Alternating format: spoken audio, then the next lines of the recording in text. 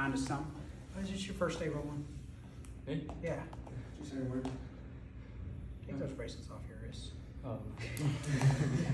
So looking at half guard, right? Starting looking at some theories of half guard. There's a lot of different versions of half guard out there. I like to play a deeper half guard game. It's not what people traditionally call deep half guard, but I like to play in nice and tight. So I get there a couple different ways. We're just gonna kind of look at my basic entry and then a couple real basic sweeps off of it. So usually I end up getting into half guard from my knee shield, okay? If Dan's in tight, right, and he's trying to set up his passes, right, one thing I can't let him do is control that bottom arm, right? So I'm gonna, if he gets it, I'm gonna roll out, try and get control, and then a lot of times I start to bring it back, or I try and get it under me where at least I have this cross frame to keep him off.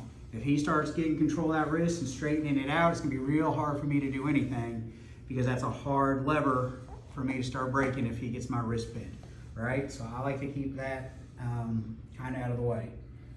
If he's in tight, right? So for my half guard, I live and die by a top side underhook. Live and die by it.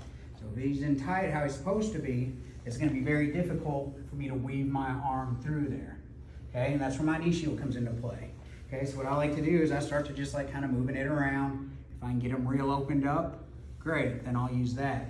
But a lot of times what I get is just this little bit of back and forth, and yeah, I can feel his pressure on his arm trying to match my energy with my knee. So when I'm ready to go, I'm gonna straighten that leg out, but my arm that I've had kind of resting up here the whole time just follows it. So if my leg goes through, my arm goes through.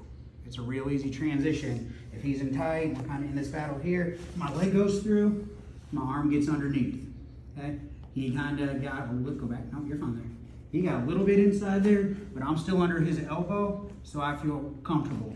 If I get to this position, I just need to make a quick pummel, fine, that's what I'll do, okay? Now, what I can't do is leave my head where it is. I'm in what I call no man's land right now. I'm not in tight, but I'm not in far away, so he's got guillotines and darce chokes galore here, and that can put me in a lot of trouble.